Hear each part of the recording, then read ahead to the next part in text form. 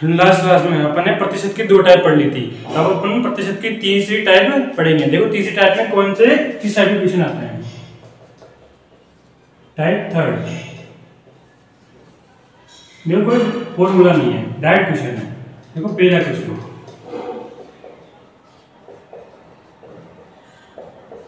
किसी संख्या का जो 24% है वो 144 है, तो वो संख्या ज्ञात करो। देखो सिंपल से एक बात समझना, किसी संख्या, कोई संख्या दे रहे, कोई संख्या अपन को पता नहीं संख्या क्या है, नौ संख्या है, देखो किसी संख्या का जो 24% है वो 144 है। देखो जो 144 जो है उसका मान है 24% के बराबर। देखो किसी संख्या का 24% 144 है, तो जो 144 जो मान है वो 24% का मान है किसी संख्या का। ठीक है, अगर वो संख्या अपन को निकालनी है एक बराबर मान लेंगे। अगर किसी संख्या मान अगर 144 है तो वो 24% के बराबर है। अब देखो मैंने एक बात बताई थी आपको, अगर यहाँ प्रतिशत है, अगर प्रतिशत लगाते हैं तो 100 से गुणा करते हैं, और प्रतिशत हटाते हैं तो 100 का भाग देते हैं। अगर अपन यहाँ से प्रतिशत हटाएंगे तो 100 का भाग देंगे, यहाँ 100 का भाग चल जाएगा, क्योंकि 24 से प्रतिशत हटाया तो 24 के नीचे 100 का भाग जाएगा, तो 144 के नीचे 1 बटा 24, क्योंकि इसके नीचे भी 1 रख देंगे। अब देखो बटा के बटा में संख्या है तो संख्या पलट जाती है, तो 144 से बटा 1, अब ये जो नीचे की संख्या है पलट जाएगी, तो नीचे वाली ऊपर चल जाएगी और ये इधर चल जाएगी, तो 100 बटा 24। अब जो आंसर आएगा अपने पास वो आएगा, इसे 6 बार कट जाएगा, तो 6 × 100 600, जो संख्या होगी वो 600 होगी। देखो कंपटीशन एग्जाम का एक ही रूल है कि वहां अपन को क्वेश्चन आने से मतलब नहीं है, क्वेश्चन कितना जल्दी अपन सोल्व कर सकते हैं उससे मतलब है। तो ये क्वेश्चन सोल्व करने का शॉर्ट तरीका है। देखो अगला भी क्वेश्चन है,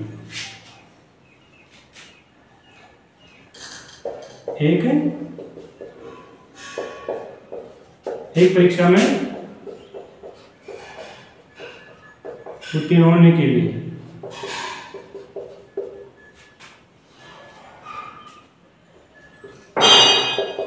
35% अंकों की आवश्यकता है।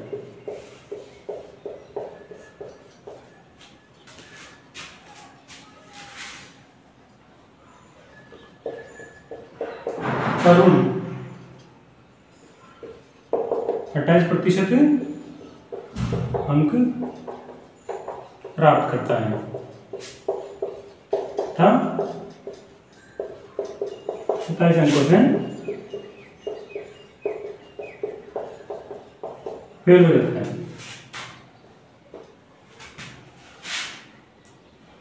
तो परीक्षा का पूर्णांक बताइए। अब देखो क्वेश्चन अपने पास सिंपल सा है, एक परीक्षा में उत्तीर्ण होने के लिए 34% अंकों की आवश्यकता है और 28% अंक प्राप्त करता है और 27 अंकों से फेल हो जाता है, तो परीक्षा का पूर्णांक बताइए। अब देखो जो पासिंग मार्क्स के अपने पास जो उत्तीर्णांक है वो है 34%। अरुण के जो आए हैं वो है 28%। यूं मान के चलो कि 6% अंक कम आए, इससे वो इस वजह से वो फेल हो गया, क्योंकि अगर 34% अंक आ जाते तो वो पास हो जाता, जबकि उसके तो 28% अंक ही आए, मतलब 6% अंक कम आए उसके। आगे जो 6% जो मान है वो 27 के बराबर, क्योंकि वो 27 अंकों से फेल हुआ है, वो 27 अंकों से फेल हुआ है, और जो 27 अंकों से फेल हुआ है ये तो फेल होने वाले अंक है, और जो फेल प्रतिशत है 6% तो कम है उसके, 6% से फेल हुआ है और 27 अंकों से फेल हुआ है, जो 27 का जो मान होगा वो 6 के मान के बराबर होगा, क्योंकि यहाँ 144 जो है वो 24% के बराबर था, यहाँ पे जो 27 होगा वो 6% के बराबर होगा। वही सिंपल सी बात है, प्रतिशत हटाएंगे तो बटा में 100 हो जाएगा, वही 27 बटा 1 और 6 बटा 100, तो 27 बटा 1, यहाँ बटा के बटा में संख्या तो संख्या पलट जाएगी, 100 ऊपर चल जाएगा और 6 नीचे, ये देखो कट जाएंगे, ये 3 से 9 बार, ये 2 बार, ये 50 बार। ये जो 9 को 50 से गुणा करेंगे तो 450, 450 होंगे, वही उसका उत्तीर्णांक हो जाएगा। देखो सिंपल सा क्वेश्चन है। एक परीक्षा में उत्तीर्ण होने के लिए 34% अंकों की आवश्यकता है। ये 0, ये 100, ये आ गया यहाँ पर 34%, और जो उसके जो आए वो 27% अंक है, मतलब नहीं 28% अंक उसने प्राप्त किए। 28% अंक मतलब 6% अंक कम रह गए, और 6% अंक जो रह गए वो 27 के मान के बराबर है। तो 27 का जो मान होगा वो 6% के बराबर हो जाएगा। अगर 6% के बराबर हो जाएगा तो वही अपन ने जैसे कैलकुलेशन की थी वैसे कैलकुलेशन करके उसको सोल्व कर देंगे।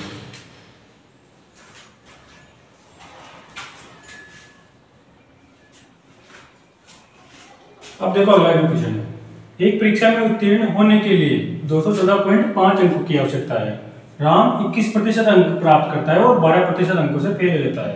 तो परीक्षा का पूर्णांक ज्ञात करना है। देखो जो आवश्यक जो अंक है पास होने के लिए वह है 214.5, और आवश्यक जो प्रतिशत है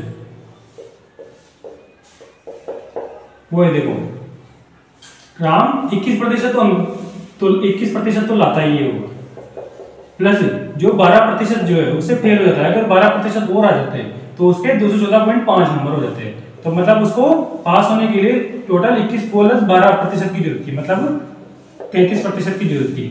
अगर वो 33% अंक ले आता तो उसके अंक 214.5 हो जाते और वो पास हो जाता।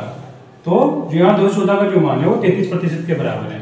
तो अगर आप उनको जो उसका पूर्णांक निकालेंगे तो 214 का 214.5 का जो मान है वो 33% के बराबर है। वही प्रतिशत हटाएंगे तो वही भाग बटा में 100 जाएगा। वही प्रतिशत लगाते तो 100 से गुणा करते हैं और प्रतिशत हटाते तो 100 का भाग देते हैं। एक और ये 33/100, वही 214.5 इंटू 100/33, वही बटा के बटा में संख्या तो संख्या पलट जाती है। अब देखो उसको काट लो,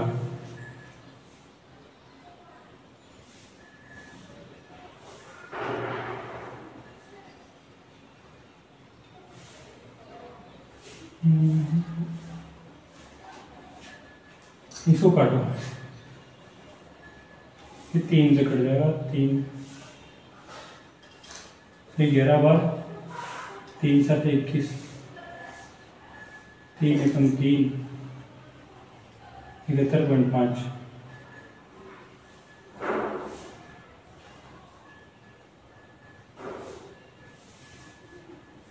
वही 11 से 4 से 66, 6.5, तो 6.5 इंटू 100 वो 650, जो 650 हो गया वही क्या हो गया परीक्षा का पूर्णांक हो गया। देखो सिंपल सी कैलकुलेशन है, कोई ज़्यादा दिमाग नहीं लगाना। आवश्यक अंक जो पास होने के लिए 214.5 है।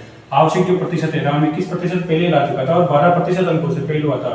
ये जो फेल हुआ था अगर ये 12% अंक और आ जाते उसके तो पास हो जाता, और उसके जो पासिंग मार्क्स थे 214.5 हो जाते। अगर पासिंग प्रतिशत 21% ले आया, 12% और जरूरत थी, अगर 12% और आ जाती मतलब 33% आ जाते तो 214.5 हो जाते हैं। तो 214.5 का जो मान है वो 33% के बराबर होगा। वही सिंपल कैलकुलेशन है। यहाँ प्रतिशत हटाएंगे तो नीचे बटा में 100 जाएगा। सिंपल सी बात है, अगर प्रतिशत हटाएंगे तो बटा में 100 जाएगा और प्रतिशत लगाएंगे तो 100 से गुणा करेंगे। अब देखो अगला जो क्वेश्चन है, ये भी बिल्कुल सीधा क्वेश्चन है। एक परीक्षा में उत्तीर्ण होने के लिए 37% अंकों की आवश्यकता है। दरेक 49% अंक प्राप्त करता है और उसके नाम से 78% अंक अधिक है। तो परीक्षा का पूर्णांक और उत्तीर्णांक ज्ञात करना है। वही देखो सिंपल क्वेश्चन,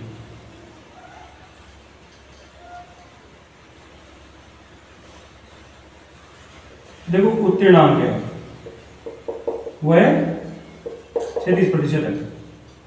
जो प्राप्त जो अंक है ललित ने प्राप्त अंक वो कितने हैं 49% है। अब देखो उत्तीर्णांक 37% है, उसने जो प्राप्त किए वो 49% है, मतलब 12% अधिक अंक प्राप्त किए। अब देखो तो वह उत्तीर्णांक से 78 अंक ज्यादा रहता है, जो 12% जो मान होगा वो 78 के बराबर हो गया, क्योंकि वह देखो 12% ज्यादा प्राप्त किए और 78 अंक ज्यादा प्राप्त किए पास होने से, तो जो 78 का जो मान होगा वो 12% के बराबर हो जाएगा। तो 78 का जो मान है वो 12% के बराबर है, तो वही 78/12, वही प्रतिशत आएंगे तो नीचे 100, तो 78 का नीचे भी 1 लिख देंगे और यहाँ पर 12/100 कर देंगे, इसके नीचे भी 1 और 12 के नीचे 100, वही 78/1 इंटू 100/12, बटा की बटा में संख्या तो संख्या पलट जाएगी, संख्या पलट जाएगी तो 100 ऊपर चल जाएगा और 12 यहाँ आ जाएगा। वही यहाँ जी काटेंगे इसको, तो ये 2 से काटो, 6 बार हो गई 39 बार, वही 3 से कट जाएगा, ये 13 बार हुई 2 बार, ये 2 से 100 50 बार, तो जो आ गया उसका जो पूर्णांक हो गया वो गया 13 × 50, ये हो गया पूर्णांक। अपन को देखो परीक्षा का पूर्णांक और उत्तीर्णांक ज्ञात करना है, उत्तीर्णांक भी ज्ञात करना है अपन को। उत्तीर्णांक कितना था 37%, तो 650 का 37% ज्ञात करना है अपन को, 650 का 37%, क्योंकि पूर्णांक है 650 और 37% क्या है उसका उत्तीर्णांक है। तो देखो अपन जो पहली टाइप पढ़ाई थी वो इस टाइप की थी, 650 का 37%, तो 650 का की जगह इंटू लगा देंगे, 37% आएंगे तो 100 का भाग देना, तो 1 0 से 1 0 कट गई, 5 से कट गए 13 बार, ये 2 बार, वही गुणा कर देंगे, पैसा 91 बटा 2, वही 2 4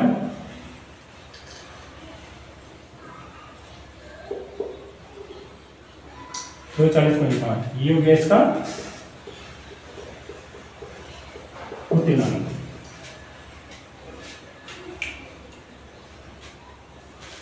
अब देखो एक परीक्षा में उत्तीर्ण होने के लिए 37% अंकों की आवश्यकता थी, चलिए 49% अंक प्राप्त करता है जो उत्तीर्णांक से 78 अंक अधिक है, तो परीक्षा का पूर्णांक को उत्तीर्णांक ज्ञात करना था। देखो जो उत्तीर्णांक थे वो 37% है, उसने जो प्राप्त अंक किए वो 49% है, मतलब है पासिंग मार्क्स से 12% अंक ज्यादा प्राप्त किए उसने, और जो पासिंग जो नंबर थे वो उत्तीर्णांक से 78 अंक ज्यादा थे, तो जो 78 का जो मान होगा वो 12% के बराबर होगा। तो ये सिंपल जो कैलकुलेशन जो हर क्वेश्चन में कर रहे हैं वो करेंगे, तो अपन पास जो उत्तीर्णांक होगा 650 हो गया। अब अपन को पूर्णांक निकाल गया अपने पास 650, अब अपन को उत्तीर्णांक ज्ञात करना है। उत्तीर्णांक ज्ञात करने के लिए अपने पास जो पूर्णांक है उसका उत्तीर्णांक है 37%, 650 का 37%, 650 का की जगह इंटू 37% हटाएंगे तो 100 का भाग देंगे, तो जो अपने पास जो उत्तीर्णांक आ गया वो आ गया 240.5।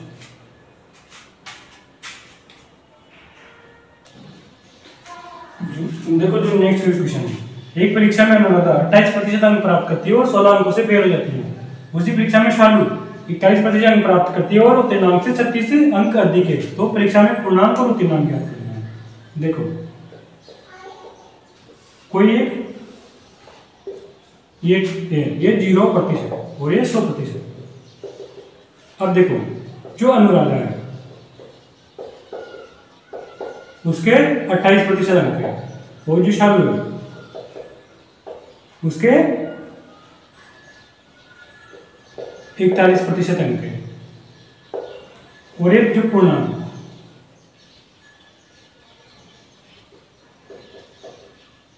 यहां पर उत्तीर्णांक है। अब देखो यहाँ देखो ये जो पासिंग मार्क्स है जिससे अनुराधा 28% अंक प्राप्त करती है और उत्तीर्णांक से कम रह जाते हैं, शालू के उत्तीर्णांक से ज्यादा प्रतिशत आते हैं, 41% आते हैं और उत्तीर्णांक से ज्यादा आते हैं। अब देखो अनुराधा 28% अंक प्राप्त करती है परंतु 16 अंकों से फेल हो जाती है, क्योंकि वो देखो जो ये जो मार्जिन है वो 16 अंकों का है, अगर 16 अंक और आते हैं तो वो उत्तीर्णांक के पास हो जाती है और पास हो जाती है। उत्तीर्णांक अपने ये मानना है, मोर शालू 41% अंक प्राप्त करती है जो उत्तीर्णांक से 36 अंक अधिक है। शालू के 41% अंक है जो उत्तीर्णांक से कितने ज्यादा है, 36 अंक अधिक है। तो ये जो मार्जिन हो गया वो 36 का हो गया। और जो बीच का जो परसेंटेज हो गया 28 और 41 का जो गैप है वो कितना प्रतिशत हो गया, ये वाला जो प्रतिशत जो गैप हो गया 13%। तो वही सिंपल जो ये जो मार्जिन हो गया ये हो गया 16 और 36, 16 और 36 कितना हो गया 52। ये जो अंकों का जो मार्जिन हो गया वो 52 हो गया। और जो प्रतिशत का जो मार्जिन हो गया वो 13 हो गया। 13% का जो मान है वो 52 के बराबर हो गया। तो वही 52 बटा 13 प्रतिशत हटाने के लिए वही 100 का भाग देंगे, वही 52 बटा 1 बटा 13 बटा 100, 52 बटा 1 वही बटा के बटा में संख्या तो संख्या पलट जाएगी। 100 बटा 13, 13 चौक 52, जो 400 जो हो गया ये हो गया पूर्णांक हो गया इसका। अब देखो अपन को क्या करना है, उत्तीर्णांक भी ज्ञात करना है। उत्तीर्णांक ज्ञात करना है अपन को। तो देखो अपन को ये वाली चीज ज्ञात करनी है। अपन को नहीं पता कि उत्तीर्णांक कितना है, पर अपन को पूर्णांक अपने पास आ चुका है कि 400 नंबर का जो पूर्णांक था। अब 400 नंबर का जो पूर्णांक था उसमें से शालू के कितने थे, 28%। नहीं, शालू के 41% थे और अनुराधा के 28% थे। तो अब देखो अपन को क्या करना है, उत्तीर्णांक ज्ञात करना है। उत्तीर्णांक ज्ञात करने के लिए अपन को नहीं पता कि उत्तीर्णांक कितने प्रतिशत था, कि कितने प्रतिशत में वो पास हो रहे थे और कितने प्रतिशत में वो पास नहीं हो रहे थे।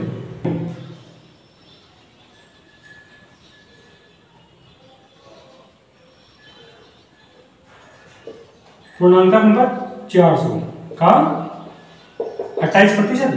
देखो जो अनुराधा के जो अंक थे वो 28% थे, तो 400 का 28% प्लस कितने नंबर से फेल हुई थी वो 16 अंकों से, तो ये उसका जो होगा वो हो जाएगा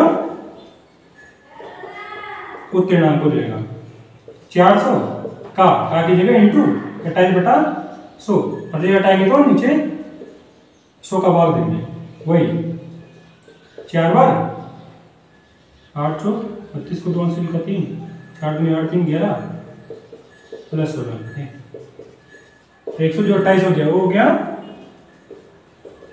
उत्तीर्णांक हो गया।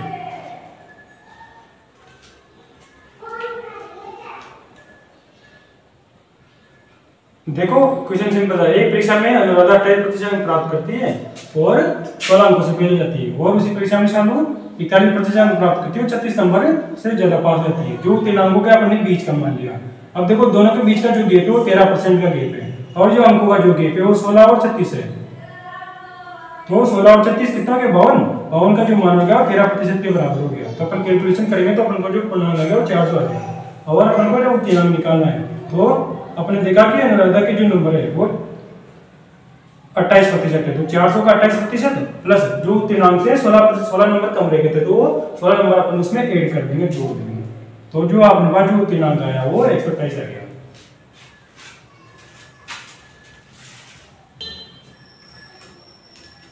देखो अगला जो क्वेश्चन है, एक चुनाव में ए ने कुल मतों के 56% मत प्राप्त किए और 1560 वोटों से जीत गया, तो कुल मतों की संख्या ज्ञात करनी है।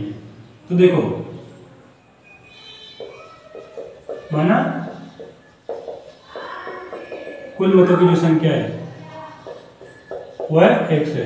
अब देखो ए ने 56% मत प्राप्त किए,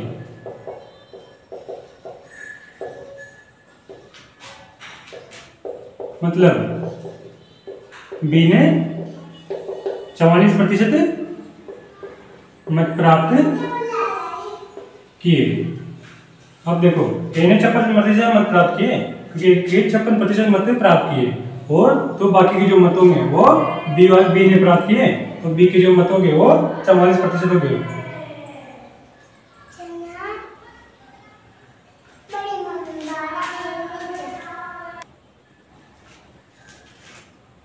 अब देखो ए ने 56% मत प्राप्त किए और बी ने 44% मत प्राप्त किए, मतलब जिनका अंतर हो गया, हो गया 56 माइनस 44 हो गया 12% का।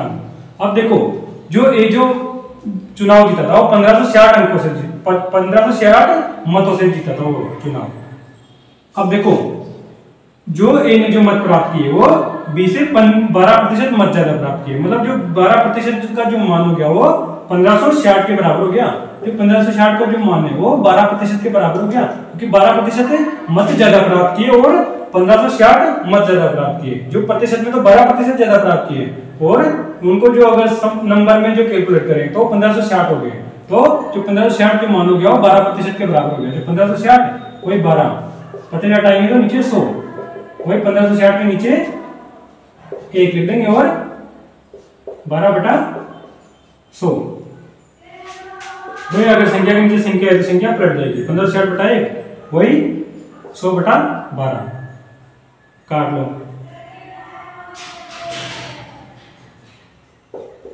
130 बार 130 इंटू 100 जो मत हो गए वो 13,000 हो गए।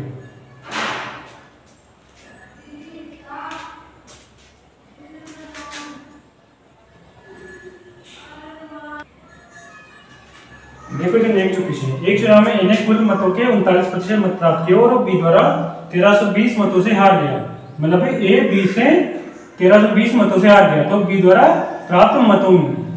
अब देखो जो ए के जो मत है वो है 39%, तो जो बी के जो मत होंगे वो 100 माइनस 39 वो 61% हो जाएंगे। जो जितने मत है 100% मत होंगे, 100% मतों में से 39% ए ने प्राप्त किए तो बचेंगे जो बी ने प्राप्त किए। तो अब देखो जो यहाँ जो इनका अंतर हो गया वो कितना हो गया 22% का अंतर हो गया इन दोनों के बीच में। अब देखो जो बी द्वारा 1320 मतों से हार गया, मतलब जो इसने जो 61% मत जो प्राप्त किए वो 39% से जो 22% ज्यादा थे, मतलब 1320 मत ज्यादा प्राप्त किए बी ने ए से। तो जो संख्या में तो 1320 हो गए वो जो ज्यादा हो गए और वो जो प्रतिशत में कितना के 22 हो गए, तो जो 1320 हो गए वो 22% के बराबर है। वो 1320 वही प्रतिशत हटाएंगे तो नीचे 100 जाएगा, वो 1320 डाइड करेंगे 100 ऊपर चल जाएगा बटा 22 काटेंगे अपन 60 बार। जो कुल मत हो गए वो 6000 हो गए। तो अब जो अपन को निकालने थे बी द्वारा प्राप्त मत, जो बी के जो मत थे वो कितने थे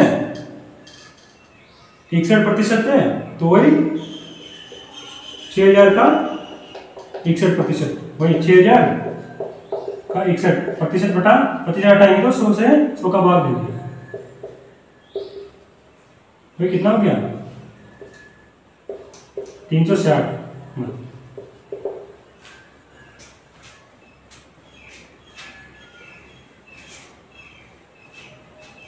देखो ए और बी के बीच में जो गैप था वो ए को 39% मत प्राप्त हुए और बी को जो बचेंगे जो बचे हुए मत बी को प्राप्त हुए, मतलब 61% मत जो हो गए बी को प्राप्त हो गए। जो उनका अंतर जो हो गया 22% का हो गया।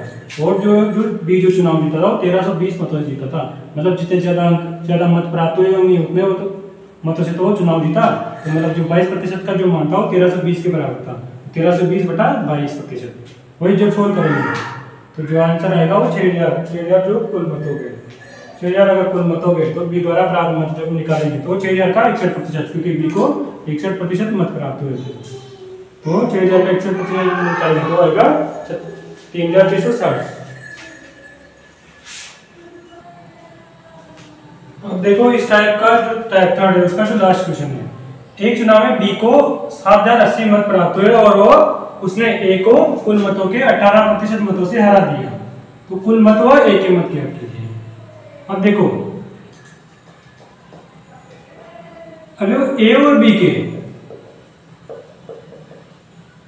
जो कुल मत है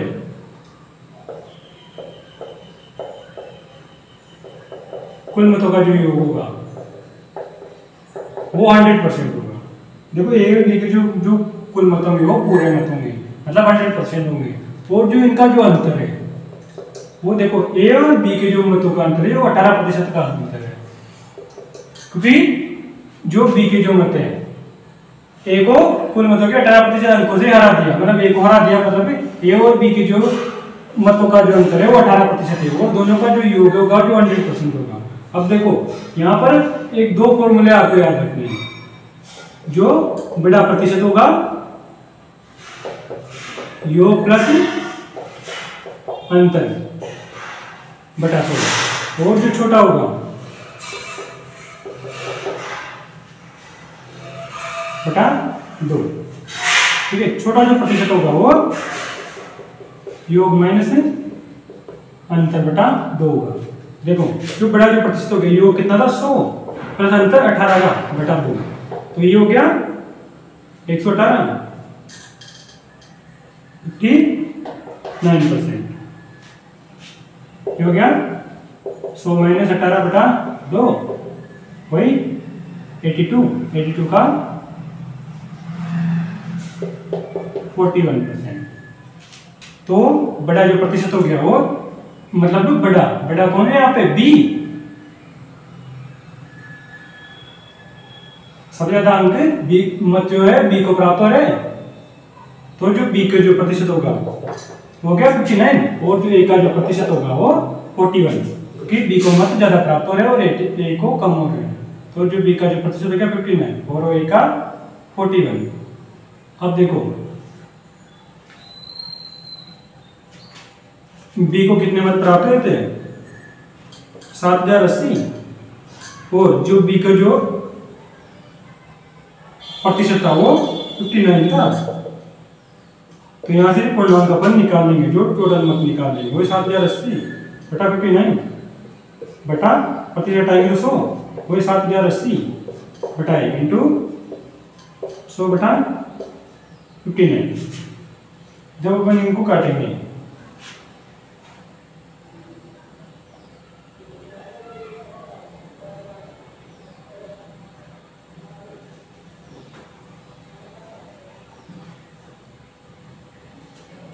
जब इनका कैलकुलेशन करेंगे अपन तो आएगा आंसर अपने पास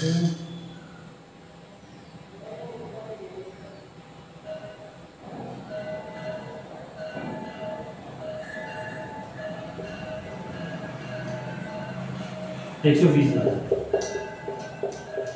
जो 12,000 हो गए, ये हो गया कुल मत।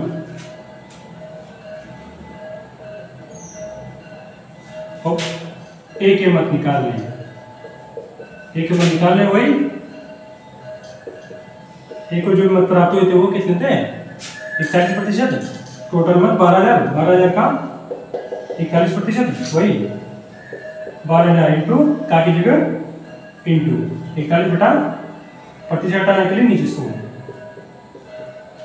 वही जब कैलकुलेशन करेंगे अपन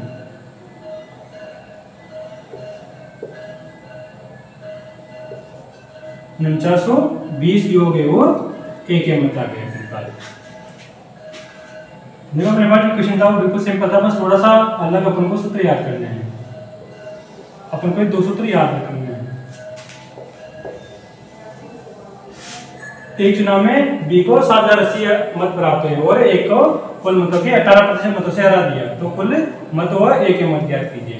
देखो जो ए और बी के जो कुल मतों में 100% हो गए, क्योंकि दोनों को 100% मत प्राप्त हुए हैं, है ना, दोनों को मिला के, और जो उनका अंतर हो गया जो 18% हो गया, क्योंकि बी को ए से 18% मत ज्यादा प्राप्त हुए, बी ने ए को 18% मतों से हराया था, तो ये अंतर जो हो गया 18% का हो गया।